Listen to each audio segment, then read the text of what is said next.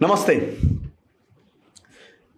ఒక క్రిస్టియన్గా ఆ క్రిస్టియానిటీలో ఉంటూ కొంతమంది ఒక 5, 10, 20 కొంతమంది ఎవరైతే ఆ క్రిస్టియానిటీని వాడుకొని ఆ మత విశ్వాసంతో దేవుని పట్ల నమ్మకంతో ఉన్న భక్తులని దోచుకుంటూ మానసికంగా, శారీరకంగా, ఆర్థికమైన దోపిడీ, ఏ రకమైన దోపిడీ అని కావచ్చు, ఇట్లా కొంతమంది మోసం చేస్తున్న వాళ్ళ మీద, వాళ్ళ పట్ల ఆ వ్యక్తి చేస్తున్న పోరాటం అంతా ఇంత కాదు.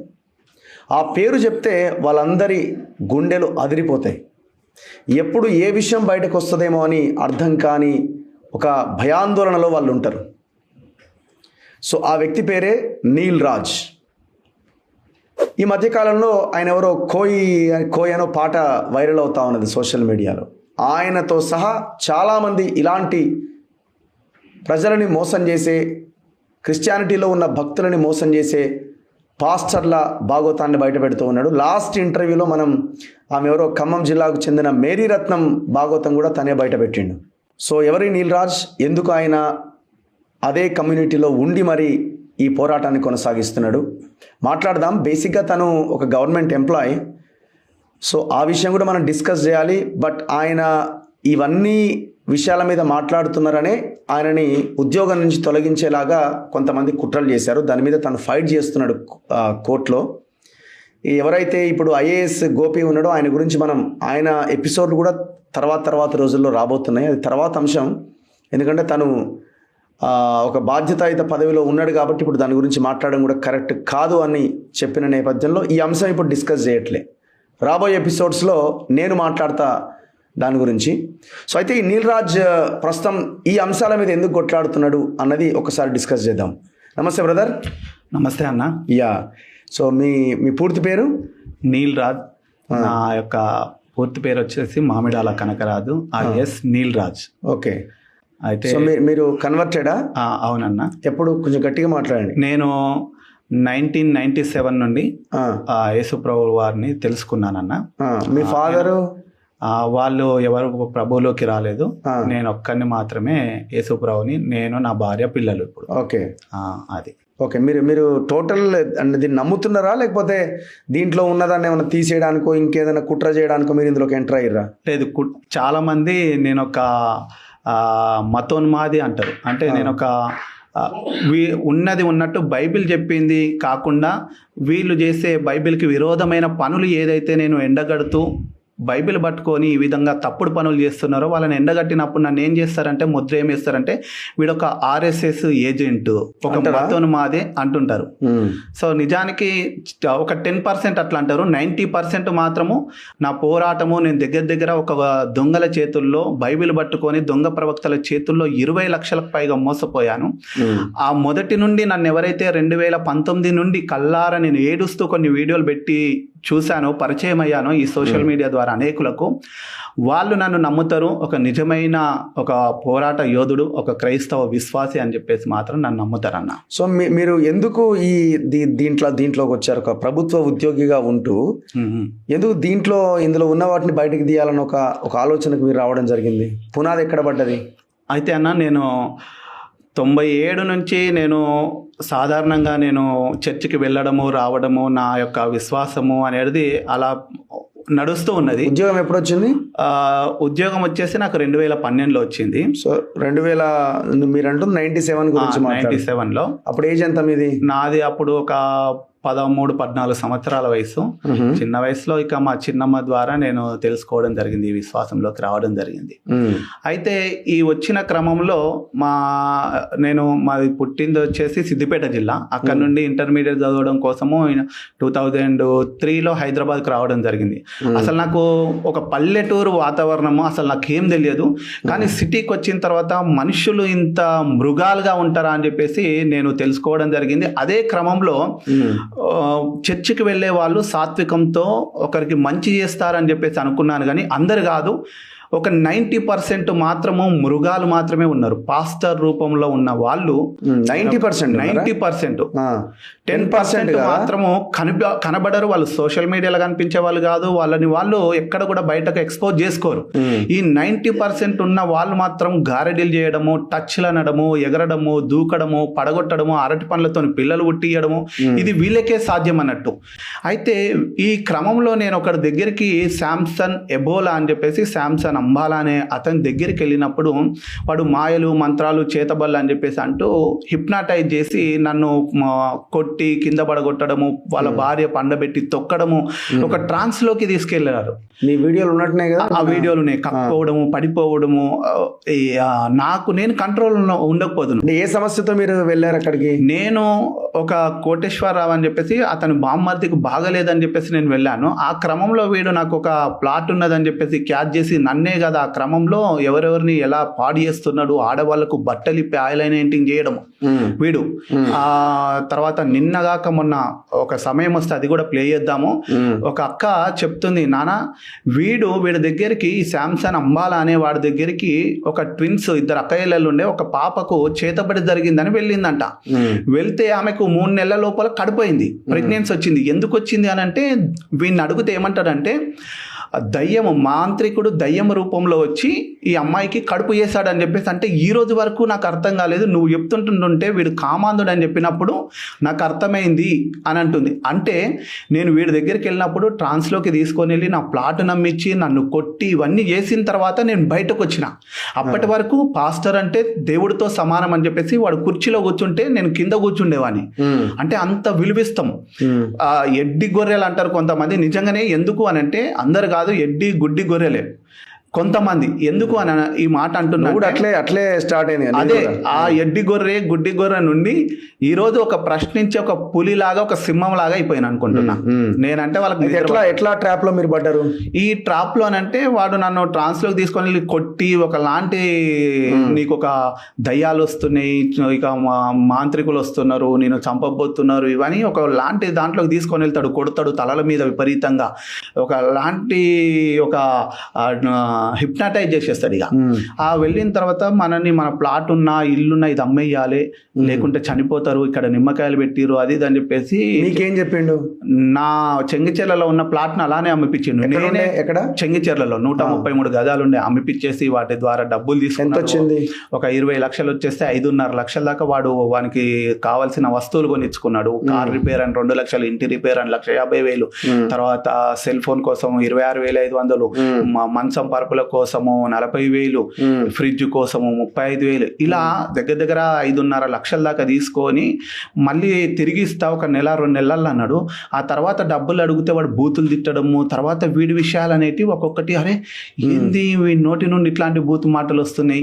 నిజంగా హోలీ స్పిరిట్ కలిగిన వ్యక్తి అయితే ఇలాంటి చెడు మాటలు మాట్లాడాడు కదా, అబద్ధం ఆడాడు కదా అని అప్పటి నుంచి అన్వేషణ స్టార్ట్ అయింది. ఇక ఏం జరుగుతుంది 2019 నుంచి ఇక స్టార్ట్ అయింది. 2018 ఫిబ్రవరి నుంచి స్టార్ట్ అయ్యి 19 వరకు ఇక ఈ 18 ఫిబ్రవరి నుంచి బయటకు పెట్టాలా వద్దా, పెడితే వీడు నన్ను ఏం చేస్తాడు అని ఒక భయంలో ఉండిపోయినా. సో నేను ఒక్కరిని చచ్చిపోతే రావచ్చు, కానీ అనేక మందిని ఒక్కరు తప్పించబడినా చాలు నా వల్ల. అనేకులు బయటకు రావాలి ఇట్లాంటి ట్రాన్స్లో నుంచి. కానీ నిజానికి బైబిల్ చదివితే మాత్రం వీళ్ళని వెంబడించారు, వీళ్ళ ఆటలు సాగవు. 99% బైబిల్ చదవక వీళ్ళు చెప్పేది విని మోసపోవడం. వాడు అమావాస్యలు అంటాడు, పౌర్ణమి ప్రార్థనలు అంటాడు, తర్వాత 3 అమావాస్యలు పౌర్ణములు నాన్ వెజ్ తినద్దు అంటాడు, ఊదు సాంబ్రాన్ని పొగలేయాలంటాడు, దయ్యాలు వస్తున్నాయి అంటాడు. ఇలాంటి కల్పితమైన బైబిల్కి లేనివన్నీ వీడు బోధిస్తూ వస్తుంటుంటాడు. అప్పుడు ఇక వీడు చేసే అరాచకాల్ని వీడు నన్ను కొట్టడము, తొక్కడము, ఈ వీడియోలన్నీ పబ్లిక్లో పెట్టి ఈ బోధేంది, అసలు బైబిల్ చెప్పింది ఇది కాదు కదా. నీ వీడియోలు కూడా పబ్లిక్ చేసిరా? పబ్లిక్ చేసిర్రు. నా దగ్గర కూడా కొన్ని ఉండే, కానీ నేను అప్పటి నుంచి బయట పెట్టి అవేర్నెస్ కలిగేయడం మొదలుపెట్టినగా. అయితే వీడు చేస్తున్న అరాచకాలు ఇట్లా మోసపోవద్దు, నేను మోసపోయినట్టు మీరు మోసపోవద్దు. వాడి దగ్గర రిటైర్డ్ ఏఎస్పీలు కూడా వీని బాధితులే. ఒక గెస్టెడ్ ఆఫీసర్, అగ్రికల్చర్ డిపార్ట్మెంట్ లో ఒక గెస్టెడ్ ఆఫీసర్, ఆమె బాధితురాలే. తర్వాత వాళ్ళ చెల్లెలు కూడా ఇప్పుడు ఎంఆర్ఓగా పనిచేస్తుంది ఉమ్మడి ఏపీలో, స్టేట్ ఫస్ట్ 10th క్లాస్లో. ఆమె కూడా నా విషయాలు తెలిసిన తర్వాత బయటకు వచ్చిరు వాళ్ళు. అప్పటి వరకు అంటే నాకంటే జ్ఞానులు ఉన్నారు ఒక 10th క్లాస్లో ఉమ్మడి ఏపీలో స్టేట్ టాపర్. అలాంటి ఆమె కూడా ఒక గెస్టెడ్ ఆఫీసర్ అగ్రికల్చర్ డిపార్ట్మెంట్లో పేర్లు చెప్పను కానీ ఇక అలాంటి వాళ్ళు సిఐలు కూడా వీనికి బానిసలుగా ఉన్నారు. అంటే ఒక ట్రాన్స్లోకి వెళ్ళిపోతారు. అగో అందులో నుండి చాలా మందిని బయటకు తీసుకొని వచ్చి నీకు వచ్చిన ప్రాబ్లమ్ని బయట నుంచి పడేసిన నీకు అనిపించింది అప్పుడు? మరి తర్వాత మేలుకున్న తర్వాత బైబిల్ చదువుతుంటుంటే ఇవి అనేక మంది అబద్ధ బోధకులు, అబద్ధ ప్రవక్తలు వస్తారు. వాళ్ళు తమ్మును కొనిన ప్రభువుని కూడా అమ్ముకుంటారంట. కడుపే వారి దేవుడు, నాశనమే వారి అంతము. వాళ్ళు సిగ్గుపడవలసిన విషయంలో సిగ్గుపడరని ఫిలిప్పీలకు రాసిన పత్రికలో ఉంటుంది బైబిల్లో. అంటే వీళ్ళు సిగ్గుపడరు వీటి విషయంలో. వాళ్ళకు డబ్బు డబ్బు డబ్బు డబ్బు. ఇక్కడ నీకు దయ్యం పట్టింది, ఇక్కడ చేతబడి జరిగింది, ఇక్కడ సాంబ్రాణి వేయాలి, ఇక్కడ దయ్యం వస్తుంది, ఇవే వీళ్ళు చెప్పేటివి. అట్లా తర్వాత మీరు తర్వాత శాంసన్ ఎబోలా అంబాలా అనే వీడికి వైరస్ కాబట్టి నేను ఒక్కొక్క పేరు పెడతానట్టు. శాంసన్ అంబాలకు శాంసన్ ఎబోలా అని పేరు పెట్టిన అన్నట్టు. వైరస్ అన్నట్టు.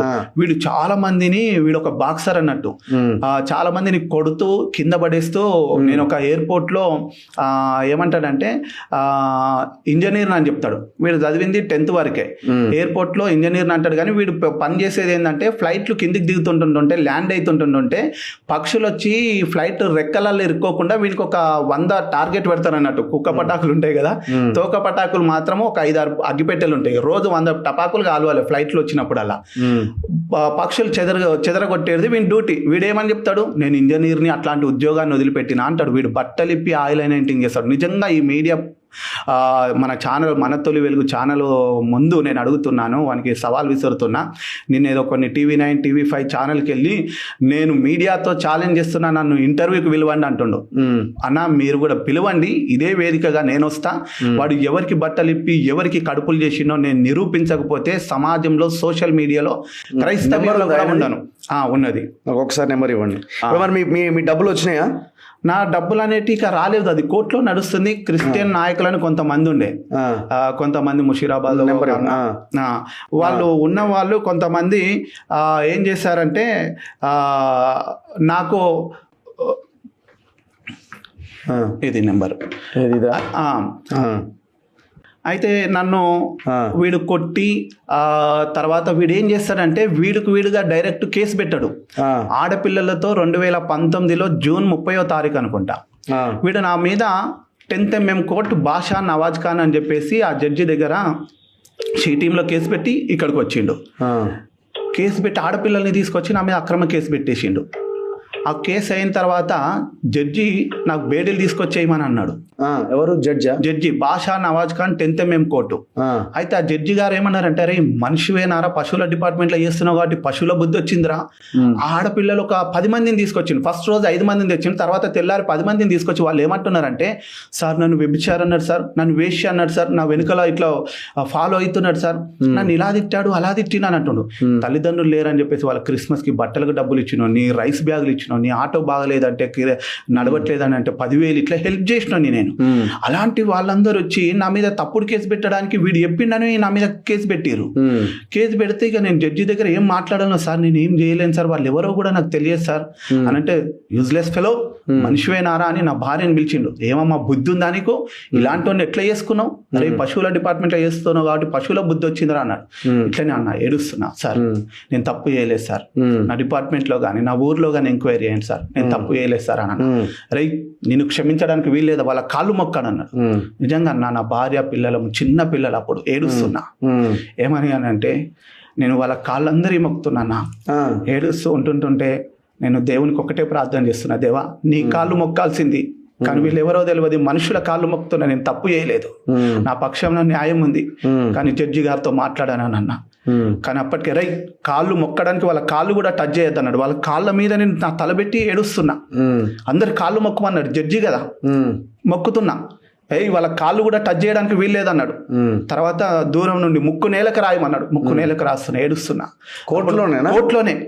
ఆయన ఎక్కడ కోర్టు? 10th MM బాషా నవాజ్ ఖాన్ అని రిటైర్డ్ జడ్జి అంట. ఆయన అంటే చాలా అడలు.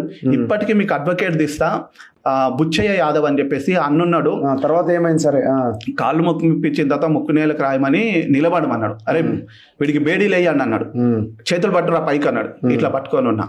పట్టుకొని ఉన్న తర్వాత బేడీలు తీసుకొచ్చి కానిస్టేబుల్ నా దగ్గరకు వచ్చున్నాడు, అది ఇప్పుతున్నాడు. ఆ టైంలో జడ్జి డ్రైవరో ఎవరో వచ్చి జడ్జికి చెవిలో ఒక మాట చెప్పిండు, సార్ ఆ పిల్లోడు కాళ్ళు ముక్తుంటుంటే ఇవన్నీ అవుతుంటుంటే ఒకడు వీడియో తీస్తున్నాడు సార్ అని అన్నాడు. అరే బాబు ఎవడ్రా వాడు అన్నాడు. సార్ ఇట్లా శాంసన్ అంబాలా అని చెప్పేసి అతనే సార్ కేసు పెట్టిందనంటే ఆ ఫైల్ తీసి ఇషిరు కొట్టిండు జడ్జి. ఎక్కడ అందులోనే వాడు ఎవడో ఇప్పుడు రావాలి, ఎందుకు వీడియో తీసిండో ఇక్కడికి రావాలనగానే వాడు పారిపోయి బాత్రూంలో దాక్కుండు. వాడిని పట్టుకొని వచ్చిండు.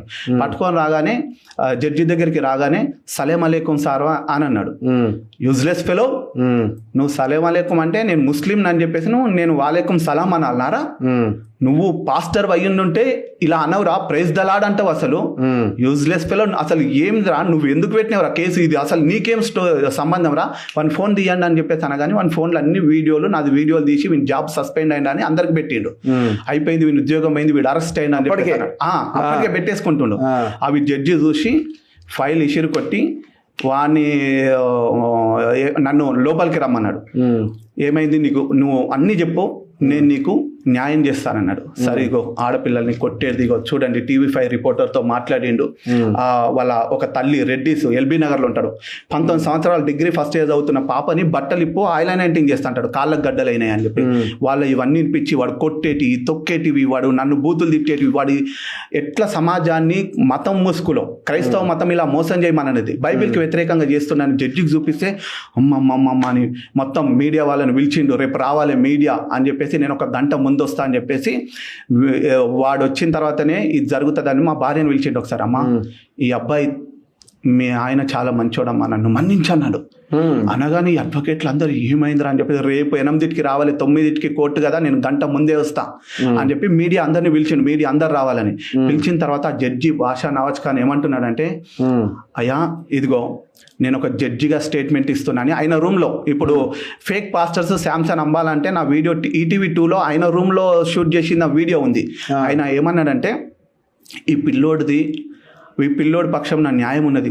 రాత్రి కళ్ళు మూస్తే కళ్ళ పొంటి నాకు నీళ్లు గారుతున్నాయి, కళ్ళు ఇట్లా సెకండ్లో మూస్తే ఆయన కళ్ళలోకి ఈ పిల్లోని రూపమే వస్తుంది, నాకు నిద్ర లేదు రాత్రంతా, ఈ పిల్లోడికి న్యాయం చేయాలని చెప్పేసి అని. ఇగో వాడు ఎట్లా కొడుతున్నారు చూడండి, ఆడపిల్లలకు బట్టలు ఇప్పడము, ఇగో వేరే వాళ్ళు చెప్తున్నారు వీడు ఇంతటి మోసగాడు, క్రైస్తవ్యంలో ఒక ప్రవక్త ప్రాఫెట్ అని చెప్పుకొని ఇంత తప్పుడు కేసు పెడితే పైన ఫాదర్ ఉన్నాడు, అల్లా ఉన్నాడు, కింద నేనున్నా, మోసం జరుగుతుందా, నన్నే వాడు మస్కా కొట్టాలని చూసిండు అని చెప్పి నా స్టేట్మెంట్ తీసుకోండి అని చెప్పేసి ఆ జడ్జి గారు ఇచ్చి నాకు తీసుకొచ్చిన బేడీలు వానికేసి 14 రోజులు రిమాండ్కి పంపించిండు అన్న.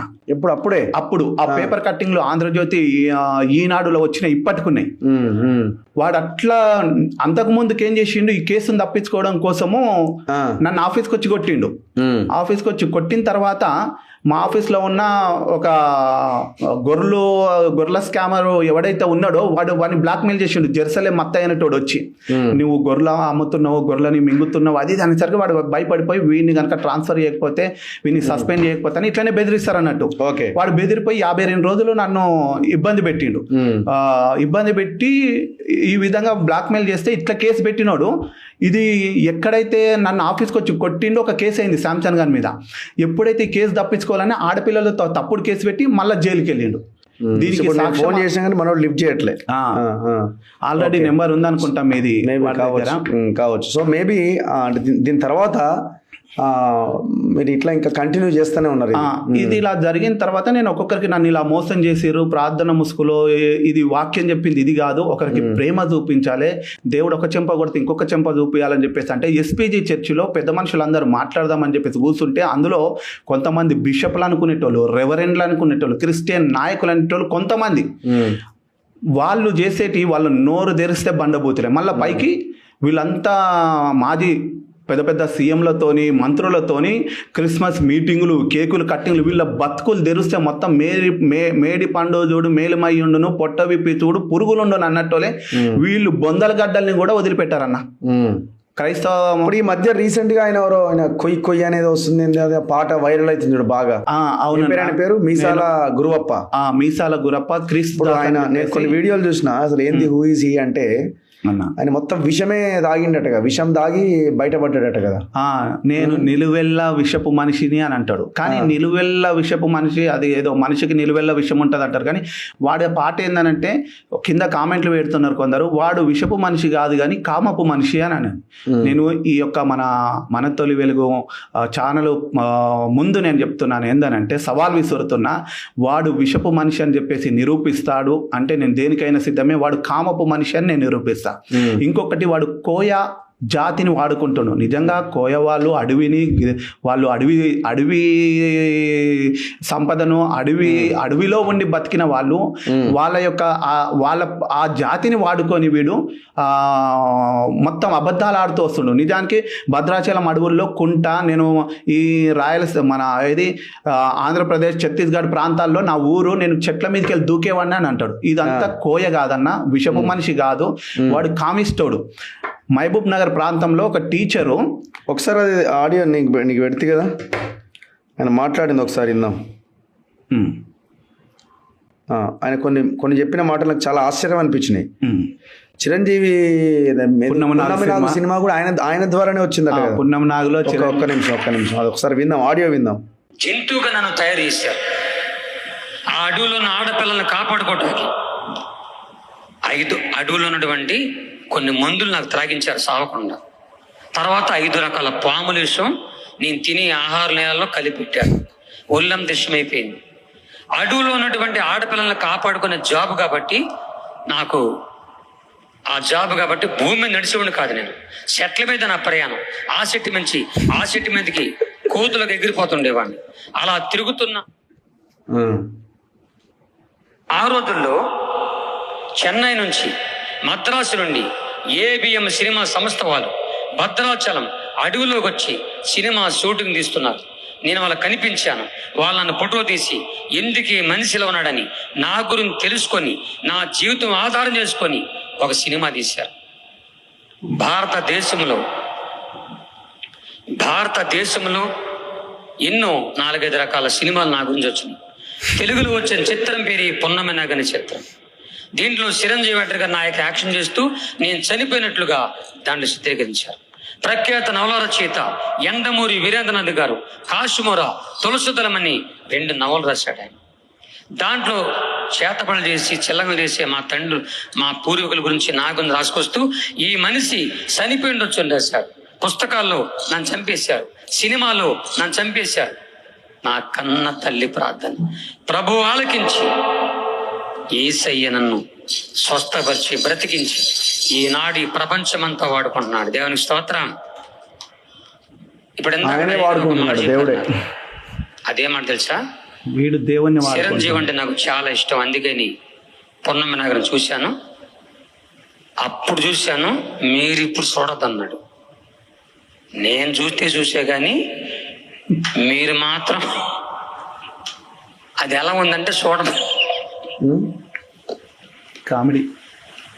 చిరంజీవిని ఒకళ్ళు ఈ ఊరు చిరంజీవి వస్తే మీరు చూడగలుగుతారు? చూడతారు కదమ్మా, చూడరా? వెళ్ళే మీకు చిత్రం చెప్తున్నాను. చిరంజీవి నన్ను చూడటానికి వచ్చాడు. యేసయ్య మహాకృపాలు. ఈ పున్నమి నాగ్ అనేది చిరంజీవి ఓన్లీ సినిమా నటుడు అంతే. ఈ తీసింది ఏవిఎం సంస్థ వారు. మరి నా తండ్రి చెప్తే స్టోరీ అది తీసుకున్నారు కాబట్టి, మా స్టోరీ కాబట్టి మేమెక్కడ కేసు పెడతాం భయం వేసిపోయి వాళ్ళకి.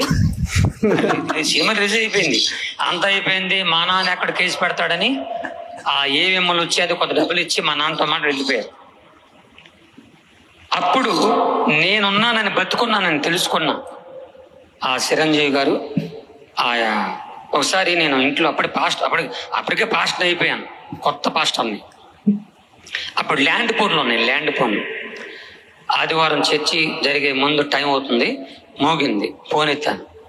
సార్ మేము చెన్నై నుంచి మాట్లాడుతున్నాం, చిరంజీవి గారి పిఏని మాట్లాడుతున్నాను అని అన్నాడు.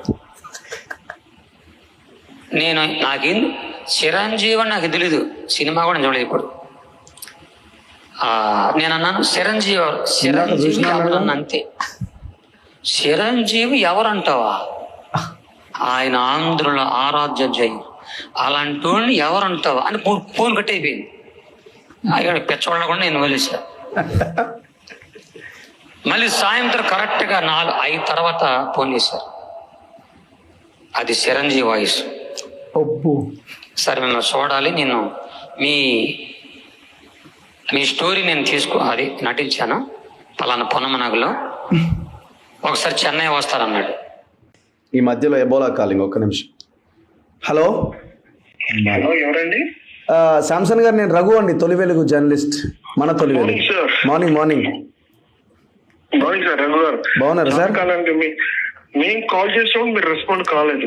అవునవును, మేము కాల్ చేసినప్పుడు మీరు రెస్పాండ్ కాలేదు. ఓకే. కానీ మీరు కాల్ చేస్తే రెస్పెక్ట్ గా మేము మీ కాల్ కు రెస్పెక్ట్ ఇస్తున్నాం. మీ కాల్ కు మేము రెస్పాండ్ అయ్యాం. చెప్పండి సార్. ధన్యవాదాలు సార్. ఇప్పుడు ఏం లేదు సార్, ఇప్పుడు నీల్ రాజ్ మనతో ఇంటర్వ్యూలో ఉన్నాడు. ఇప్పుడు మీ వల్ల తను మొత్తం ఈ ఫైటింగ్కి, పోరాటానికి, యుద్ధానికి శాంసన్ అంబాలా గారి చేసిన మోసమే పునాది అని అంటున్నాడు. ఎందుకంటే మీ వర్షన్ తీసుకోవాలి కదా. అరే ఎట్లా చేసి మీరు అంటారు. మీ ఆఫీస్కి వస్తాను, క్లియర్ గా మాట్లాడదాం, విత్ వీడియోస్ తో మాట్లాడదాం. ఇద్దరం కూర్చుందామా సార్? ఆయనతో కూడా అతను వద్దు, మీకు ఫస్ట్ మీరు వినండి. లేదు, అతను కూడా ఉంటే లైవ్ లో బాగుంటుంది. అట్లా కదా లైవ్ పెడదాం. డైరెక్ట్ అటాకే సార్, ఇంకా మళ్ళీ లేకుండా ఏముంటది. లేదు, ఫస్ట్ మీరు క్లారిటీగా విని డిబేట్ పెడదాం, లైవ్ పెడదాం, పబ్లిక్ లో అప్పుడే పిలుద్దాం, పబ్లిక్ అనౌన్స్మెంట్ చేద్దాం, అప్పుడే డెలివరీ స్టార్ట్ చేసి చూపిస్తే మీరు లైవ్ పెట్టాం.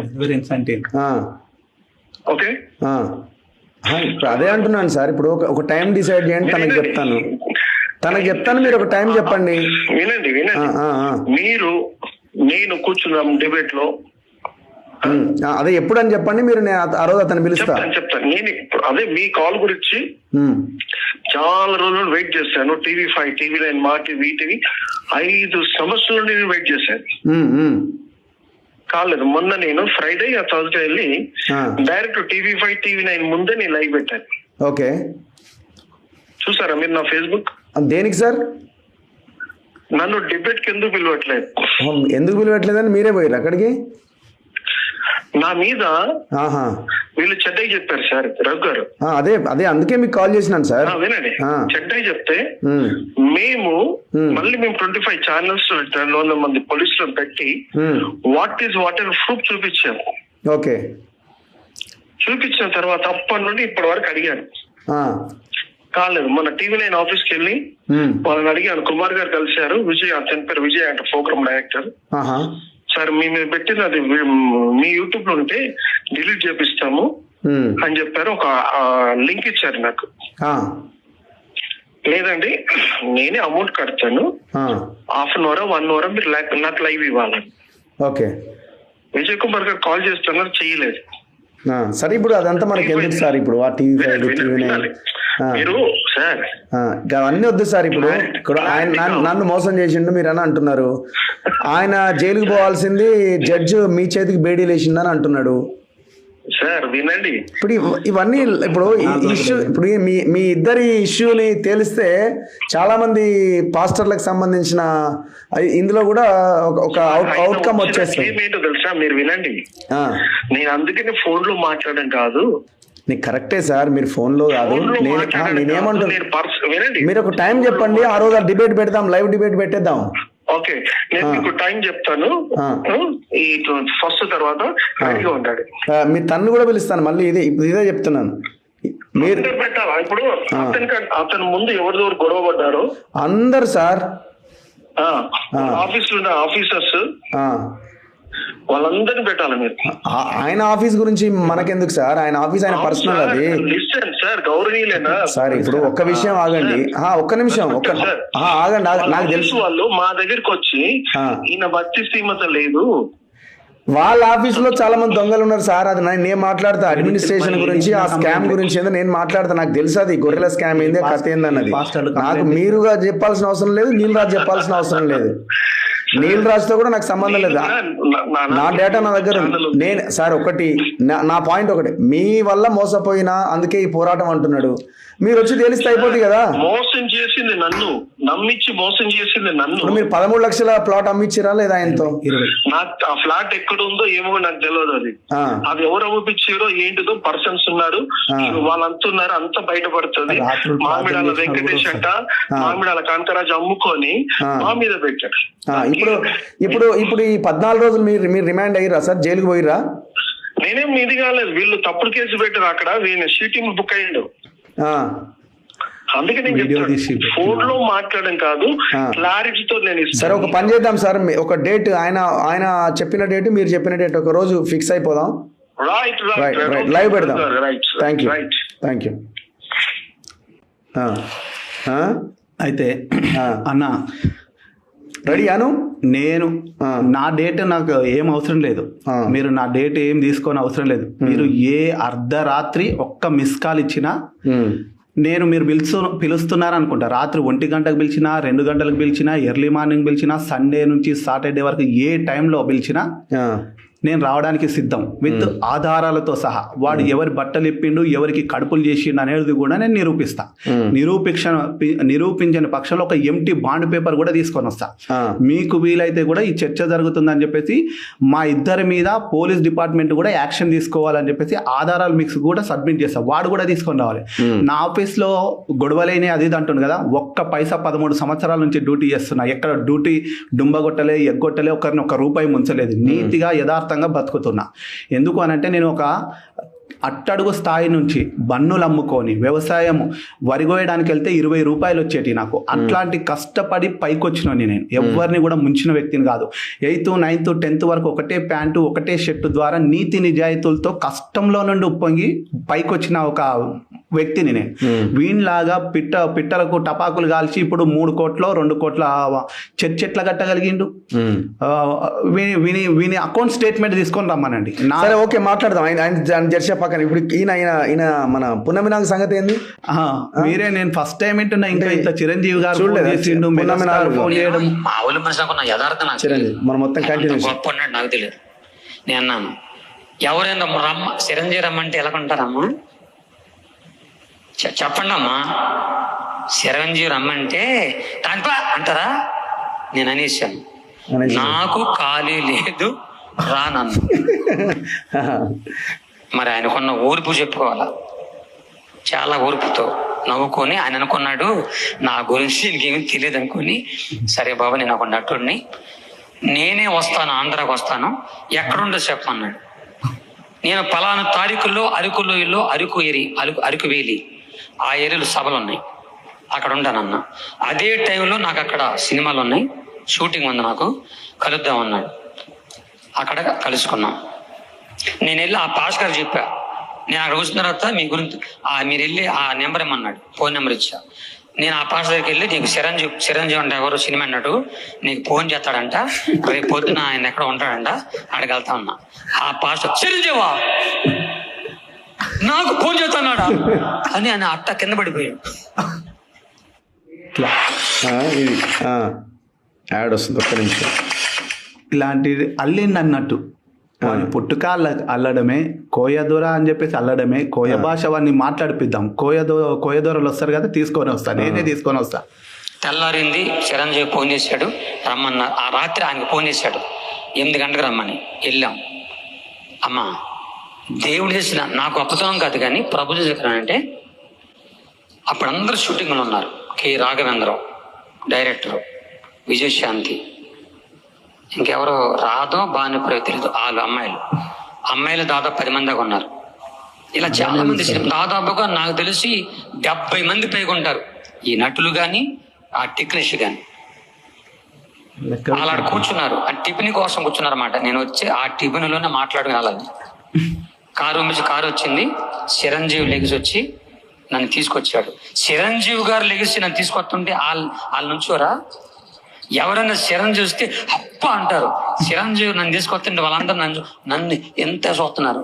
మనమేమో సినిమాటలను చూస్తాం ఎంతగా, నన్ను ఇంత నాకు భయం వేసింది. మొత్తానికి చేస్తారండి. 45 నిమిషాలు టైం ఇచ్చారు మాట్లాడమని. 40 నిమిషాలు మన యేసయ్య గురించి చెప్పాను. సినిమాటలు మొత్తానికి యేసయ్య సువార్త చెప్పాను, ప్రార్థన అన్నాను, ప్రార్థన చేస్తానన్నా. ప్రతి ఒక్కరూ తలదించుకున్నారు.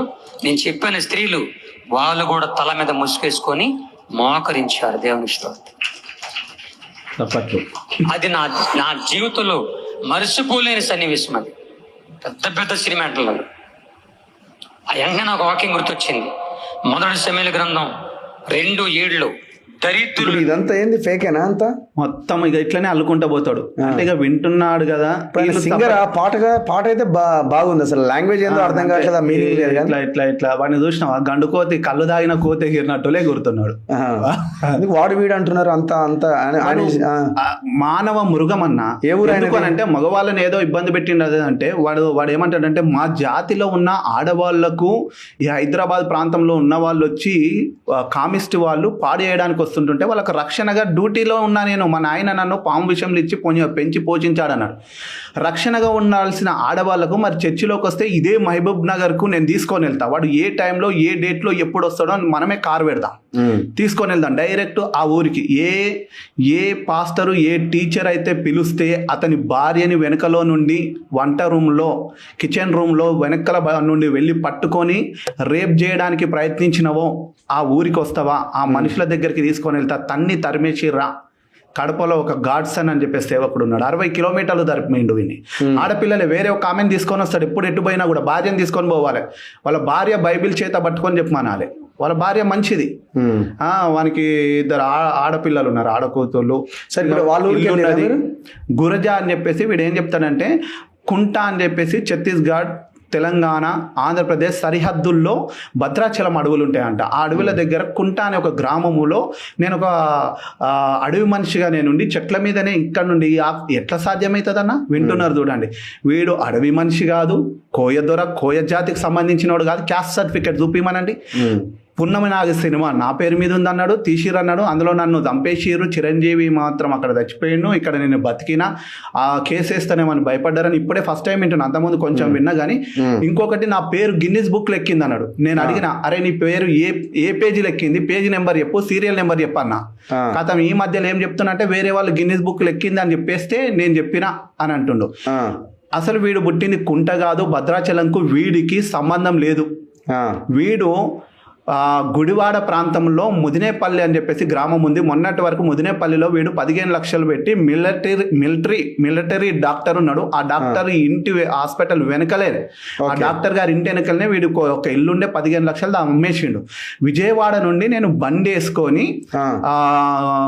గుడివాడలో ఆగి అక్కడ కొంత సమాచారం తీసుకొని గురజా అనే ప్రాంతానికి వెళ్ళిన. గురజా ముదినేపల్లి నుంచి దగ్గర దగ్గర 6-7 కిలోమీటర్లో ఉంటది. ఆ వీడియో కూడా మీకు పంపించిన అనుకుంటా. అది ఓకే. వాళ్ళు ఊరికి వెళ్ళి వాని చర్చి, వాని అల్లుడి పేరు ఏదో రాజు ఏదో ఉంది, అతను నడిపిస్తాడు. దగ్గర దగ్గర అక్కడ ఒక 30-40 లక్షల విలువైన ఆస్తులు ఉన్నాయి. మొన్న రోడ్ కట్టింగ్ లో మన గుడివాడ ప్రాంతంలో ఉన్నది 150 గజాలు 3 సెంట్ల ఇల్లు ఉన్నది. నాకు ఇల్లు లేదని అంటాడు, చర్చి లేదంటాడు. వీడు ఎంత అని అంటే విషప్ మనిషి అంటాడు. అక్కడ వీళ్ళది పాములు పట్టుకొని పొలాలల్లా ఎలుకలు పట్టే సంచార జాతి అన్నట్టు వీళ్ళు. ఓకే. ఈ సంచార జాతికి సంబంధించిన కొన్ని భాషలు ఉంటాయి. ఓకే. ఈ సంచార జాతిలో కొన్ని లిపి లేని భాషలు ఉంటాయి అన్నట్టు. అందులో ఎట్ల దేకము, గొట్ల దేకము, ఆ దేకము, ఈ దేకము అని చెప్పి కొన్ని రాసుకున్నాడు వాడిగా. అవి వేసుకొని ఇక పిచ్చిలేసినట్టులో దుంకుతున్నాడు. కాబట్టి ఆడపిల్లలకు రక్షణగా ఉన్నా అని చెప్పేసి అంటుండు. ఒక స్టీవెన్ పాస్టర్ అని చెప్పేసి మల్కాజ్గిరిలో ఉంటాడు. ఆ పాస్టర్ గారు మొన్న నేను ఫోన్ చేసా, రాజు నేను 17 ఏళ్ల క్రితం వీళ్ళతో మూడు రోజులు మీటింగ్ పెట్టినా. నా మీటింగ్ ఒక అమ్మాయి వచ్చింది, వికలాంగురాలు. ఆ అమ్మాయికి మూలికలు ఇస్తా, మీ వాళ్ళ హస్బెండ్ కు ఈమెకు గొడవలు అయితే నీకు ఆ మూలికలు ఇస్తే మీ ఆయన నీ కొంగు పట్టుకొనే తిరుగుతాడమ్మా అని. మీది ఏలూరు, నాది విజయవాడ, దగ్గరనే రమ్మని అంటే, అన్న ఇట్లా నాకు పాస్టర్ గారు ఫోన్ చేసిండు, వెళ్తున్నా, లాడ్జికి రమ్మన్నాడంటే. లాడ్జి ఏందమ్మా, చర్చికి పాస్టర్ ఇంటికి రమ్మంటాడు, చర్చికి రమ్మంటాడు, కానీ లాడ్జికి ఏందనంటే, లేదన్నా రమ్మన్నాడంటే నీ ఇష్టం మరి అని చెప్పేసి అన్నాడంట. ఇక మరి అక్కడ కోయ అయిపోయిందని అంట. ఏం ఇదేనా? నువ్వు ఆడవాళ్ళకు రక్షణగా ఉండాల్సిన వాని ఊర్లోనే వానికి సాక్ష్యం లేదు. వాని ఇంటి పక్కల ఎవరైనా తెలిసిన వాళ్ళు ఇప్పుడు కొన్ని ఛానల్లో వెళ్తున్నారు, కనీసం వ్యూస్ కోసమో వాని పాటల కోసమో ఈరోజు సోషల్ మీడియాలో ఏం చేస్తున్నారు, 3 రోజులలో స్టార్లు అయిపోతున్నారు, మళ్ళీ 30 రోజులలో వాడు కనిపించడు. ఒక్కొక్కరిని స్టార్లు చేస్తారు, బర్రెల స్టార్లు, గొర్రెల స్టార్లు, కుక్కల స్టార్లు, నక్కల స్టార్లు, కోయల స్టార్లు చేస్తున్నారు. తుస్సుమని అయిపోతుంది. వాని బతికేంది అని చెప్పేసి ఆలోచన చేస్తలేరు. ఇప్పుడు నీ మీద కూడా ఏదో మాట్లాడండి కదా, రే నీలరాజు మర్యాదగా ఉండదా ఏదో అంటుండేగా, చంపేస్తానని బెదిరించాడు. రే నీలరాజు లైవ్ లో ధమ్కి ఇచ్చిన మీసాల గురువప్ప. ఓ ఛానల్ వాళ్ళు ఇష్టం వచ్చినట్టు రాసుకుంటారు చూడండి. అంటే ఒక్కొక్క రోజు ఒక్కొక్క మనం జాన్ నేను బెదిరించిన అని చెప్పేసి కాల్ చేసింది 100%, 100కి 1000% నేను కాల్ చేసింది 100 వాస్తవం. ఫోన్ చేసిన, ఎందుకు ఫోన్ చేసిన అంటే ఈ బలమైన ఆధారము. ఇక పేరు చెప్పాను కానీ మన ధర్మోజిగూడెంలో ఒక వ్యక్తి వీడి దగ్గరికి వీడు చేసే సాక్ష్యం విని వీడు అమ్మ విషప్ మంచిగా పరిచర్య చేస్తుండు, మంచి సువార్త చేస్తుండు, ఇతని దగ్గర ఉండాలి అని చెప్పేసి ఒక అసిస్టెంట్ పాస్టర్ లాగా వస్తే కరపత్రికలు పంచడానికి మనని పంపించి భార్యతోని కోయారే కోయి జాన్ మస్కారే కొడుతుండిగా ఇవన్నీ జరుగుతున్నాయంట. వీడి పంచాయతీ చెప్పిన పెద్ద మనుషులు ఉన్నారు గుడివాడ ప్రాంతంలో, చుట్టుపక్కల కొంతమంది ఉన్నారు. వీడు బ్లేడ్ బ్యాచ్ కాబట్టి మన దగ్గరికి రావడానికి కొంచెం భయపడుతున్నారు. రాతపూర్వకం కూడా రాసిస్తారు. వాళ్ళతో కూడా నేను ఫోన్ చేయిస్తా. ఏ పెద్ద మనిషి పంచాయతీ చెప్పిండో, వీడు ఎవరితోని వీడిని పట్టుకుంటే ఆటోలో పారిపోయిండో, అక్కడ జరిగిన పంచాయతీ కూడా అక్కడ గుడివాడ ప్రాంతంలో పాస్టర్స్ ఫెలోషిప్ ఉంటుంది. ఆ ప్రతి ఫెలోషిప్లో కూడా ప్రతి ఒక్కరికి తెలుసు వీడు కోయ జాతి కాదు, వీడు గుడివాడలోనే ఇక్కడ గురిజా ఈ ప్రాంతంలో పుట్టి ఇక్కడ వాని ఇల్లుంది, వాని అన్నదమ్ముళ్ళు. మరి వాళ్ళు కూడా మాట్లాడారు. సింగర్ ఆయన ఏమైనా? సింగర్ కాదు, ఇట్లనే బతుకుదెరువు కోసం బైబిల్ పట్టుకున్నాడు వీడు. ఇట్లా బైబిల్ పట్టుకొని బతుకుదెరువు కోసం చాలా మంది ఉన్నారు. బైబిల్లో కూడా అబద్ధ బోధకులు వస్తారు. వాళ్ళ క్రియల్ని చూసి మీరు గుర్తెరగాలే అని చెప్పేసి ముందుగానే రాయబడ్డది. కానీ వాళ్ళ క్రియలు కాదు. మనుషులందరూ ఏంటంటే బైబిల్ ఏముంటుందంటే కల్పన కథల వైపు మొగ్గు తిరిగే కాలం వచ్చింది. ఏది చెప్తే సోది అదే వింటూ ఇక ఆ ఊర్లోకి వెళ్ళినప్పుడు ఏం చెప్పారు మీకు? నేను ఆ ఊర్లో ఒక పెద్ద మనిషిని కలిసిన, అయ్యా ఇటు వెనకాల ఉంటుంది వాని ఇల్లు చర్చి మరి అని చెప్పేసి అన్నాడు. ఒకప్పుడు సంకలకు ఒక బ్యాగ్ వేసుకొని ఒక గొడుగు వేసుకొని చెప్పులు కూడా లేకుండా ఒక 35-40 సంవత్సరాల క్రితం వచ్చిందంట అక్కడికి. అయితే వాడు కోయ జాతి అనేది అది తప్పమ్మా కాదు, వాడి మీద చిన్నవి ఇట్లాంటివి ఆడవాళ్ళని వేధిస్తాడు అని చెప్పేసి ఈ రోజు నాకు ఉదయం వాని ఇంటి వెనకాల ఉన్న వాళ్ళు కాల్ చేసిండు. ఏంటంటే వాడికి ఇక ఎట్లా చెప్పాలి బ్రదర్, వాడికి ఆడపిల్లల పిచ్చి మా మరదలు చెప్పింది అని చెప్పేసి ఇక వాళ్ళ పేర్లు చెప్పగానే వాళ్ళు చెప్తున్నారు. ప్రతి దానికి నాకు ఆధారం ఉంది. వీడు అంటే మీడియాలలో వచ్చామంటుందంటే ఆ వివరాలు అడిగితే ఇదంతా మేము మీడియాలో చెప్పమండి, మేము మా అసోసియేషన్లో పాస్టర్స్ ఫెలోషిప్లో తేల్చుకుంటామంటుండు.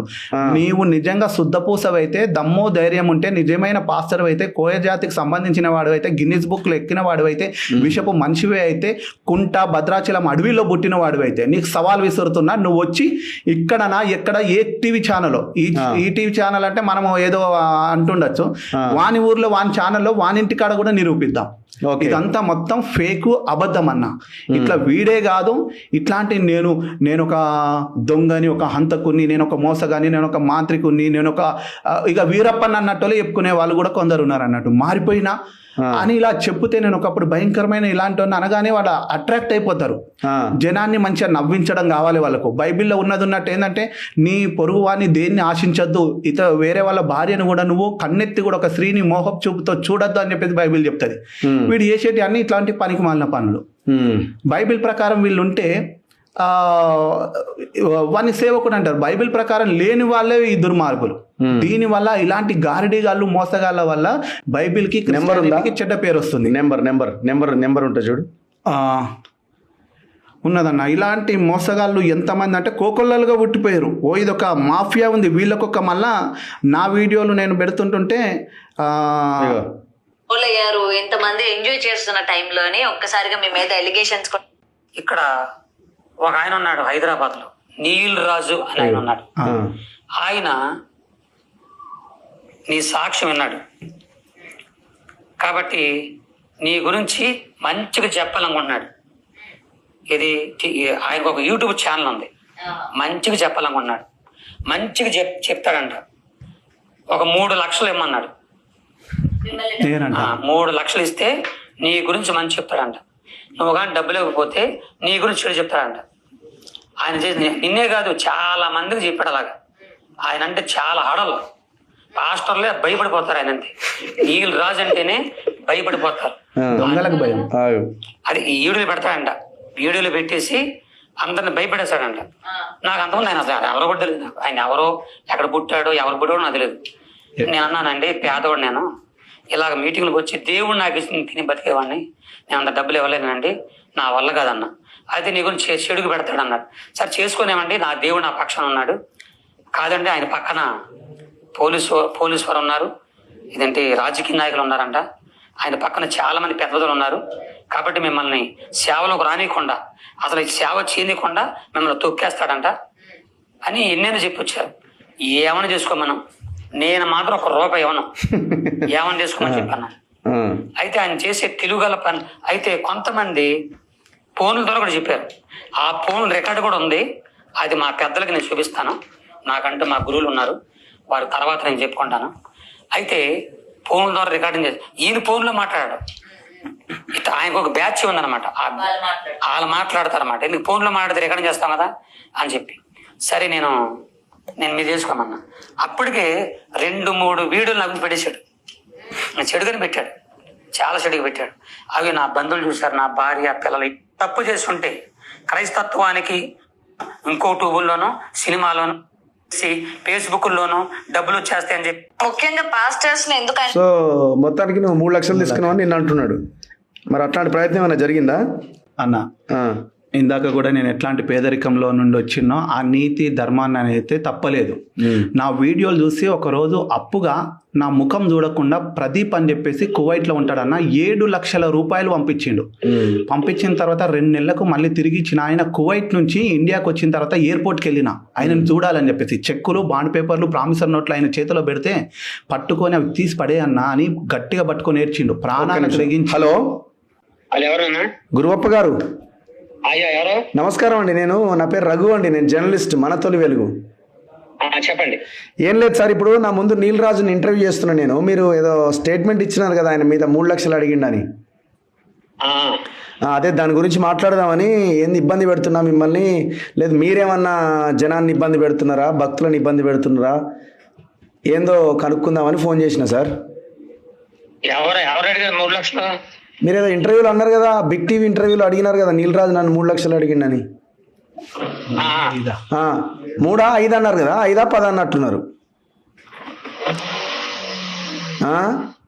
మీరు పెద్ద మనిషి దగ్గర పెట్టు. మీరు ఎక్కడ ఉన్నారో నాకు తెలియదు. నేను హైదరాబాద్ అండి, నా పేరు రఘు, నన్ను జర్నలిస్ట్ రఘు అంటారు నన్ను. అవును సార్, నమస్కారం. నమస్కారం. నేను డ్రైవింగ్ లో ఉన్నా, మీరేమో ఫోన్ లో ఉన్నారు. అదే మీరు ఖాళీగా ఉన్నారు, నేను డ్రైవింగ్ లో నా బాధ ఉన్నా. ఇప్పుడు 3 లక్షలు అడిగిందా 5 లక్షలా సార్? ఎవరు అడిగింది? నీల్ రాజు. అవి మేము చూసుకుంటాంలేండి, మా సంఘాలని మేము చూసుకుంటాంలే. ఎంత అడిగిండి అంటున్నా సార్? 5 ఇంటర్వ్యూలో 5 అన్నారా 3 అన్నారా? ఇప్పుడు అది మీకు చెప్పాలి. ఇప్పుడు చెప్పండి సార్, మీరు లైవ్ లో ఉన్నారు, మీరు జనాలకి వినిపించాలి కదా. మీరు ఎంత అన్నారయ్యా? నేనా? మీరు ఎంత అన్నారు? మిమ్మల్ని అడిగింది కదా. నేను 5 ఇన్నట్టున్నా, 5 6 ఇన్నట్టున్నా నేను. సరే, మీరు మళ్ళీ విని నాకు ఫోన్ చేయండి. ఓకే, మీరు చెప్పలేరా ఏంటి? మీరు మళ్ళీ కోయదోరు ఎక్కడ? బాగా విన్న తర్వాత నాకు ఫోన్ చేయండి. మీరే చెప్తే అయిపోద్ది కదా పాస్టర్ గారు. ఇప్పుడు ఆ పున్నమి నాగు సినిమా మీదేనా సార్? చిరంజీవి ఎప్పుడు ఏ సంవత్సరం? హలో కట్ చేసిండు. 3 లక్షలు అన్నాడు. దాన్ని కూడా క్లారిటీ ఇస్తా. నా ముఖం చూడకుండా 7 లక్షలు ఇచ్చిన అన్న తిరిగి మళ్ళీ నేను 2 నెలల్లో టైం అడిగిన 25,000 ఎక్స్ట్రా కొడితే వద్దన్నా అని చెప్పేసి రిటర్న్ కొట్టిండు మళ్ళీ. అట్లాంటి పేరు సంపాదించుకున్నా. ₹1 నా డిపార్ట్మెంట్లో కానీ బయట కానీ, నా ఊరు సిద్దిపేట జిల్లా దుబ్బాక మండలం ఎనగుర్తి గ్రామం, ఎక్కడైనా బన్నులు అమ్ముకొని, కూరగాయలు అమ్ముకొని, పొలం పని చేసి బతికిన కానీ అడుక్కున్న బట్టలు 20 సంవత్సరాల వరకు వాళ్ళు వీళ్ళు ఇచ్చినే వేసుకున్నా, చినిగిపోయిన బట్టలు. కానీ ఏ ఒక్కరిని కూడా కడుపు కొట్టి కానీ, ఏ ఒక్కరిని మోసం చేసి కానీ ₹1 సంపాదించలేను. ఎవరైనా పబ్లిక్గా మీకు ఫోన్ చేసి కింద కామెంట్ కామెంట్ పెట్టమనండి. కామెంట్స్ మనం వాళ్ళలాగా ఆఫ్ చేసేటోళ్ళం కాదు. సో నేను ఎక్కడ కూడా రూపాయి యాడ్ చేయలేదు. అడిగిండు అని అంటున్నారు కదా 3 లక్షలు అని, ఇంకొకరి దగ్గర ఏదో 5 లక్షలు అని అంటుండు. నిన్ననేమో మధ్యలో ఎవరో ఉండి ఆయన ద్వారా అడిగిచ్చిండు అని అంటుండు. అది కూడా ఎప్పుడు 5 సంవత్సరాల క్రితం అంటుండు. నేను 2009 నుంచి ఫేస్బుక్ అనేది ఉన్నది, 2020 నుంచి 22 నుంచి 2022 నుండి యూట్యూబ్ ఛానల్లో ఆ ఫేస్బుక్ బ్లాక్ చేసినప్పుడు దీంట్లో వీడియోలు పెట్టడం స్టార్ట్ చేసిన. అంటే 5 ఏళ్ళు కూడా కాలేదు.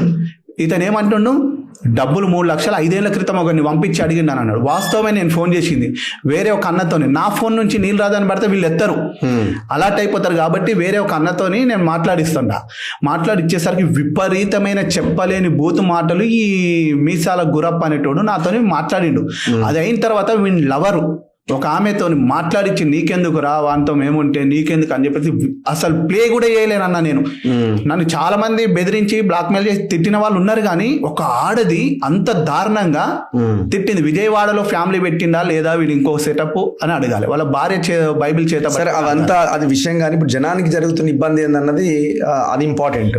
అది దాన్ని ఫోకస్ చేయాలి మనం. అవును. అంటే తిను ఇప్పుడు ఈయన ఏమైనా సంపాదించిండా పోనీ, లేదు ఈయన ఏదో చేసుకుంటే వెళ్ళిపోయాడు. ఎక్కడికి పోయినా మూలికలు ప్రార్థన ఆయిల్ అని చెప్పేసి సంచులు 2 సంచులు ఏమో తీసుకొని పోయి ఇది 250 300 రూపాయలు అని చెప్పేసి 20 రూపాయలు ఉన్న నూనె డబ్బని వాడు 300కు 400కు అవసరమైతే ఇంటికి రావాలని చెప్పేసి నచ్చిన వాళ్ళని కోయ అని చెప్పేసి ఆ లాడ్జీలకు ఇట్లాంటి కథలు అనేటివి ఉన్నాయి. ఇట్లాంటి మోసగాళ్ళని నమ్మద్దు. బైబిల్ని చదివితే మాత్రం దొంగలు ఎవరు, నిజమైన పాస్టర్లు సేవకులు ఎవరు అని చెప్పేసి తెలుసుకోవచ్చు. సో ఇంకా ఎవరి మీద మీరు ఫైట్ చేసేది? ఇంకా చాలా మంది చూస్తుంటుంటే మొన్న మనం రీసెంట్లీ కూడా డమ్మీ డైమండ్ అంటే పరలోకానికి వెళ్తుంది. నిన్న నేను ఒక వీడియో చూసి చాలా ఆశ్చర్యపోయినా. మదర్ తెరీసా అక్కడ యేసుప్రభుల వారి తల్లి మరియమ్మ తల్లి కూడా బట్టలు మట్ చేస్తుందంట. అంటే అక్కడ వాషింగ్ మిషన్లు ఇవన్నీ బోసు మన ఎల్జీ కంపెనీలు ఏమన్నా ఉన్నాయా అంటే ఇక్కడ ఉన్న క్రైస్తవులందరూ మీరు బట్టలు మర్చే పని నేర్చుకోవాలన్నా మేము. ఆమె అక్కడ బట్టలు మడత చేస్తుంది ఆ పని అంట. అవి మహిమ వస్త్రాలు అంటారంట. ఇగో ఇట్లాంటివి ఏందమ్మా ఇవి తప్పు అని అంటే ఆమె మొన్న నా ఆఫీస్లో కంప్లైంట్ చేసి ఇబ్బంది పెట్టేసింది. ఇగో వీళ్ళలో వీళ్ళు మళ్ళీ శత్రువును కూడా ప్రేమించాలని చెప్పేసి బోధిస్తారు. మళ్ళీ వాళ్ళ దగ్గరికి వెళ్తే ఇప్పుడు 50 మంది 60 మంది అటాక్ చేస్తారు, రెడీగా ఉంటారు రౌడీల్లాగా. అగో అది. ఆ తర్వాత ఇంకోటి ఈగల జాషువా అని చెప్పేసి నేగల జాషువా అని చెప్పేసి ఉన్నాడు. వాడేం చేస్తా ఒకప్పుడు ఆటో డ్రైవర్, ఇప్పుడు ఫార్చ్యూనర్ కార్ వేసుకొని తిరుగుతున్నాడు. ఓ ఆడపిల్ల మొన్న ఫోన్ చేసి చెప్తుంది, అన్న వాడు ఆ నైవేద్యాల పండుగ అని ఈ వార్షికోత్సవాలు అని చెప్పేసి ఎంత అనంటే ఓ రోజు వాడికి ఒక పాస్టరు చర్చిలో రూమ్ ఉండాలి, ఇల్లు ఉండాలి, వానికి 65 లక్షల 55 లక్షల కార్లు ఎందుకు, వాడు కాలేజీలో ఆడపిల్లల కాలేజీ మీద ఆఫీస్ రూమ్ ఎందుకు, వాడు నేను వెళ్తే వాడి కొడుకు వాడు నా గురించి లోదుస్తుల గురించి కామెంట్ చేస్తున్నా అని చెప్పేసి అంటుందా. ఆ అమ్మాయి మాటలు నా దగ్గర ఉన్నాయి, పేర్లు చెప్పాను కానీ ఆ అమ్మాయినే కాకుండా వాళ్ళ తల్లి కూడా వీనికి కన్ను పడ్డది. చెప్తుంది ఆ అమ్మాయి చెప్తుంటుంటే నేను షాక్ అయినా. ఇంకా చాలా వచ్చేటివి ఇట్లాంటి భయంకరమైన. వాడొకటి ఈ అమ్మతేజ అని చెప్పేసి వాడు అరటిపండ్లతోనే పిల్లలు పుట్టిస్తుంటాడు. ఇదేందో బైబిల్లో లేదు. వీళ్ళ వల్ల క్రైస్తవ్యం అనేది ఒక ట్రోల్స్ చేస్తున్నారు చూడండి, నవ్వుకుంటున్నారు. ఇదంతా ఏంటంటే మాకు ఒక బాధ అనిపిస్తుంది అన్న. క్రైస్తవ్యం అని అంటే అల్లరికి దేవుడు ఏమంటాడంటే నేను అల్లరికి కర్త కాదు సమాధానానికి కర్త. ఏదున్నా క్రమముగా మర్యాదగా నడవాలి, కానీ గలిబిలు చేసి బ్యాండ్లు పెట్టి దూకడము ఎగరడము ఈ పిచ్చి పిచ్చి వేషాల్ని త్రాగుబోతులాగా చేస్తున్నది కాదు ఇది క్రైస్తవ్యం అంటే. నిదానంగా నీ శత్రువును కూడా ప్రేమించాలి. అది బోధిస్తే అల్లరి అల్లరి అల్లరి అని అమ్మతేజ అనేటాడు అరటి పండ్ల పిల్లలు పుట్టిస్తుంటాడు. వాడు ఏడుస్తాడు నేను అనాథని, మమ్మీకి దేవుడు చూపించిండు నన్ను, మమ్మీ నాతో వచ్చేసింది పెళ్లి చేసుకున్నాం అంటారు. అనాథాశ్రమం పెట్టినంటారు. దొంగలు 90% దొంగలు అనాథాశ్రమాలు ఈ ఆర్ఫాన్స్ అని చెప్పేసి పెట్టి ప్రజల సొమ్మును కొల్లగొట్టే దొంగలే వీళ్ళన్న. ఎవడేం పెట్టాడు మళ్ళీ పేదలకు పెట్టాడు. సేవా ముసుగులో వాళ్ళకు అన్నం పెట్టినట్టోలే, చికెన్ బిర్యానీ పెట్టినట్టోలే అవన్నీ కొన్ని చూపిస్తారు. ఆ వీడియోని వేసుకోవాలి, పబ్లిసిటీ చేసుకోవాలి, QR కోడ్లు అకౌంట్ నెంబర్లు పెట్టుకోవాలి. ఇవే పని. పాలు పృథ్వీ అని చెప్పేసి ఒకడు ఉన్నాడు అదే ఖమ్మంలో. చెమట తీసి చల్లుతాడు వాడు. చెమట తుఫ్ అని ఉమ్ముతాడు, అని తంతాడు, మళ్ళీ గేర్లేసినట్టోలే. మరి అదేం రోగమో నాకు తెలియదు. మళ్ళీ వీళ్ళు ఫోన్ చేస్తే వాడు గతంలో ఆయన ఎవరో తెలుసా మాజీ నక్సలైట్ బిడ్డ అని ఎమి. నాకు అసలు హిందువుల నుంచి కానీ ఎప్పుడో ముస్లింల నుంచి కానీ థ్రెట్టింగ్ కాల్స్ రాలే. అసలైన రౌడీలు ఈ నాయకులలో క్రైస్తవ పాస్టర్లు అని చెప్పేసి వేసుకున్న ముసుగు దొంగలు. వాళ్ళ బెదిరింపులు చూస్తే మామూలుగా ఉండే, ఆయన ఎత్తుకపోతారా నాయన అసలు మాట్లాడలేం మనం అలాంటివి. తర్వాత క్రీస్తు రాయబారి అని అడ్డాడలో ఉన్నాడు, వానికి వాడే అంజూర పండ్లతో వీడి పిల్లలు పుట్టిస్తారు. అంజూర పండ్లు కొనండి, ఆయిల్ బాటలు కొనండి, మోకాళ్ళ మీద బైబిల్ చెప్పింది పక్కకు పట్టేసి వీడు సిలువలు వేసుకుంటాడు. అప్పుడు నేను 20 ఏళ్ల క్రితం సిలువలు కొట్టుకున్నా. ఈరోజు వాడేంది 100-200 కోట్లకు అధిపతి. ఎవరు? ఈ క్రీస్తు రాయబారి అనేటోడు. వాడు 3 పిల్లలు ఉన్నారు. ఇక మొత్తం ఇక్కడ యాదగిరిగుట్టలో మా భూములు కబ్జా పెట్టిండని ఇక్కడ ఎక్కడ భరత్ నగర్ చెప్పారు పరలోక నేస్తామని చెప్పేసి. ఎవరైనా ఏం పేరు? ఆయన పేరు వచ్చేసి ఐజాక్ పాస్టర్ అని చెప్పి. వాడు క్యాలెండర్లు వేలం పాటేస్తాడు. మొత్తము రియల్ ఎస్టేట్ అవునన్నా అది వస్తుందేమో అని చెప్పేది చూసినాము. అవును, ఈ దందలు ఏందో నాకు అర్థం కాదు. అలాంటి వాడి దగ్గరికి పెద్ద పెద్ద వాళ్ళు, నాయకులు, జడ్జీలు కూడా వెళ్ళేటోళ్ళు ఉన్నారు. ఇక అంటే ఈ లోకంలో చదివిరు కానీ ఇలాంటి వాళ్ళ దగ్గరికి వెళ్ళి, అది చాలా మతం అనగానే అన్ని మతాలలో ఉన్నారు మోసగాళ్ళు, నేను కాదనను, కానీ ఏ మతమైనా కూడా మనిషికి మేలు చేయాలి.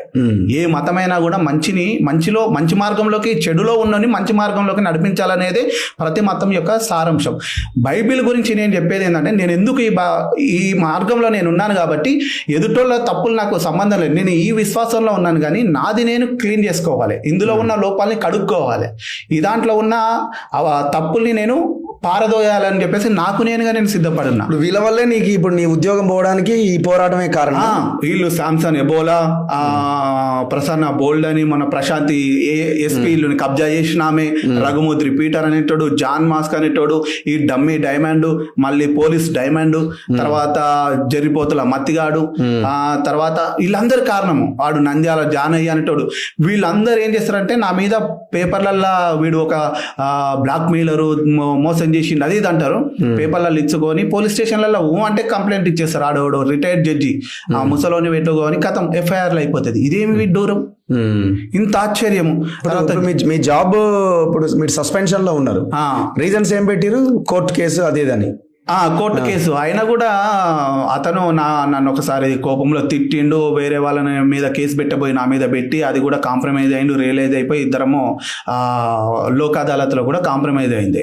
ఒక ఎంప్లాయీ 48 గంటలు చేస్తే, తప్పు చేస్తే జైల్లో ఉంటే వాళ్ళని అది. మరి మా డిపార్ట్మెంట్లో SC/ST అట్రాసిటీ కేసులు ఎన్నో ఉన్నాయి, గొర్రెలు ఎత్తుకపోయిన వాళ్ళు ఎంతో మంది ఉన్నారు, ఎన్నో ఉన్నాయి. నా దగ్గర ఆధారాలు వీడియోలతో సహా ఉన్నాయి. అప్పుడు కూడా వచ్చిన పేపర్ క్లిప్పింగ్లు కానీ ఎన్నో ఉన్నాయి.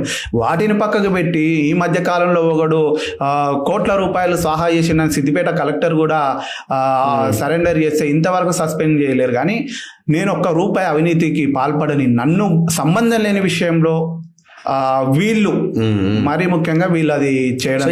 ఇంకా మీ దగ్గర ఏం మీరు రాబోయే రోజుల్లో బయట పెట్టబోతున్నారు? ఇంకా ఒకడు 150-200 కోట్లు పెట్టి చర్చి కట్టిండు. వాడు ఒక హోమోసెక్స్, అక్కడున్న ఆడపిల్లల్ని పాడు చేయడము అవనేటి వరంగల్ ప్రాంతంలో ఉన్నది. ఒక సిస్టర్ కూడా ఆమెది ఇంటర్వ్యూ చేద్దాం అనుకుంటున్నా. ఆమె తన భార్యని భర్తని ఇద్దరిని వేరు చేసి ఆమె వీడికి లొంగలేదని చెప్పేసి ఏ విధంగా ఆమెను కుటుంబాన్ని, భార్య భర్తలకు నీ భార్య వీడితో అక్రమ సంబంధం పెట్టుకుందని చెప్పేసి అట్లా విడగొట్టేసి ఈ రోజు వరకు కలవకుండా చేసిండు. అలాంటి సంఘటనలు ఎన్నో ఉన్నాయి. 10th క్లాస్ పాస్ అయిన పిల్లలు పరిచర్య అని, దేవుని సేవ అని చెప్పేసి వస్తే ఆడపిల్లల్ని డాడీకి పరిచర్య చేస్తున్నా అని చెప్పేసి అంటే, అక్క ఇదిగో అక్క బ్లీడింగ్ అవుతుంది అక్క, డాడీ నన్ను పాడు చేశాడు అని చెప్పేసి ఏడుస్తున్న పిల్లల గొంతులు, ఆర్తనాదాలు నా దగ్గర ఉన్నాయన్న. ఎందుకంటే క్రైస్తవ ముసుగులో సేవకుడు బైబిల్ చెప్పలేదు. ఒక స్త్రీని మోహపు చూపుతో, చెడు చూపుతో చూస్తే అప్పుడే ఆమెతో కలిసి వ్యభిచారం చేసినట్లే అని చెప్పేసి బైబిల్ చెప్తుంది. ఈ దొంగలు చేసేది ఏంది? కామం తీర్చుకుంటారు. ఒక్కొక్కటి పెళ్లిళ్ళు చేసుకోడు. కొంతమంది సాక్రిఫైస్ చేసుకున్నారు, కానీ పెళ్లి చేసుకుంటే పెళ్ళాం అడుగుతుంది, అరే ఇవాళ రాత్రి రాలేదు, ఈ రోజు నేను ఇంటర్వ్యూ కానీ ఇంకో పని 10:30 దాకా చూస్తాను నా భార్య, ఏం తాత ఇంకా రాలేదు, ఇంకా బయటనేనా రా, టైం అయింది, ఏంది ఇల్లు పెళ్ళాం పిల్లలు లేరు అంటారు. కానీ వీళ్ళు పెళ్లి చేసుకోకుండా, పెళ్ళి ఉంటే మాత్రం పెళ్ళాం రాత్రి అడిగితే ఏమైంది, ఎటు పోయినావు అని చెప్పి వీడు ఈ అమ్మాయి కాకుండా ఇంకొక అమ్మాయి, ఇట్లాంటి కామందులు ఎందరో ఉన్నారన్న. ఈరోజు కొంతమంది, నేను చెప్తున్నా, నాకు నిన్న ఏం బ్రదర్ నీకు దమ్ము లేదా, అందరిది పెడుతున్నావు, మరి నేను ఒక ప్రెగ్నెంట్ కడుపుతో ఉన్న వీడియోలు ఫోటోలు పెట్టింది, వీడిగో 3 పాడు చేసింది చూడండి అని. ఎందుకు పెడతలేవు అన్నది. ఎందుకు పెట్టాలి? నీ జీతగా నేను పెట్టడానికి ఇవి బయట పెడతాన్నప్పుడు కొంతమంది రారు, ముందుకు రారు. వాడు కేసు పెడితే నేను ఇరుక్కోవాలి, ఇవన్నీ ఇష్యూలు అయినప్పుడు మీరు ఎవరు ముందుకు రారు. ప్రతి ఆడపిల్ల నలిగిపోతున్నప్పుడు వాడు ఇంకొక ఆడపిల్లని మోసం చేసి కడుపులు చేస్తుండడానికి కారణం ఎవరో తెలుసా? ఈ బాధితురాలే. ఎందుకంటే ప్రభువు చెప్పిండు, సేవకుడు కదా, పాస్టర్ కదా, మనం అనద్దు, దేవుడు తీర్పు తీరుస్తాడు అని చెప్పేసి అంటారు. నీ ఇంట్లో నీ భార్యనో నీ కూతురునో పాడు చేసినప్పుడు అప్పుడు చట్టానికి పోలీస్ స్టేషన్కి వెళ్తారు, కానీ వేరే వాళ్ళకి జరిగినప్పుడు ఎవడు ముందుకు వస్తలేరన్నా. వీళ్ళు కూడా భయపడిపోతున్నారు, దేవుడు చూసుకుంటాడని. అక్రమం చేయి వాడికి బుద్ధి చెప్పమన్నది. ఈ చీకటి బోధల్ని ఖండించమని బైబిల్ సెలవిస్తుంది. ఈ బోధన దేక వేరొక బోధన తెచ్చినోనికి బుద్ధి చెప్పమని బైబిల్ సెలవిస్తుంది. వీళ్ళు అమ్మో బ్రదర్ తీర్పు తీర్చొద్దని ఒక మాట పట్టుకుంటారు. ఇది కరెక్ట్ కాదండి. ఇది 1000 కోట్ల బిజినెస్ ఏనా? 1000 కోట్ల బిజినెస్ ఉంది. ఇప్పటికిప్పుడు రైడింగ్ చేసే కొందరు ఉన్నారు. 1000 కోట్లు, 1000 నుంచి 2000 కోట్లు మన బెడ్ల కింద, పడకల కింద ఒక ఆమె మడత చేసి పెట్టిన ఆమె పని అదన్నట్టు. వచ్చిన కానుకలను మొత్తము వీటి కింద. వీళ్ళ ఆర్జన ఏంది తెలుసా? వీళ్ళ మొత్తము డబ్బు డబ్బు డబ్బు డబ్బే. ఒకప్పుడు ఫారినర్స్, మిషనరీస్, హాస్పిటల్స్, కాలేజీలు, స్కూళ్ళు ఇవన్నీ చేసిరు, కానీ ఈ దుర్మార్గులు ఆ ఫారినర్స్ ఉన్న 1000 కోట్ల ఆస్తుల్ని కబ్జా చేయడం కోసం క్రైస్తవ నాయకులం అని చెప్పేసి కొన్ని అసోసియేషన్లు, ట్రస్టులు పెట్టుకొని వాటి మీద పడ్డారు. ఈరోజు ఇంత భయంకరమైనవి జరుగుతున్నాయి. రైట్, చూద్దాం రాబోయే రోజుల్లో. అంటే ఈయన కూడా మరి ఇంటర్వ్యూ కోసం మిమ్మల్ని కూడా పిలుస్తాను నేను, ఒకవేళ ఆయన టైం డిసైడ్ చేస్తే will focus on that. Okay, thank you very much. So మీ ఉద్యోగము, దానికి సంబంధించిన విషయాలు, వీటి మీద మనం రాబోయే రోజుల్లో ఇంకా గట్టిగా ముందుకు తీసుకెళ్లే ప్రయత్నం చేద్దాం. Thank you very much. So ఇది నీల్ రాజుతో ఇంటర్వ్యూ.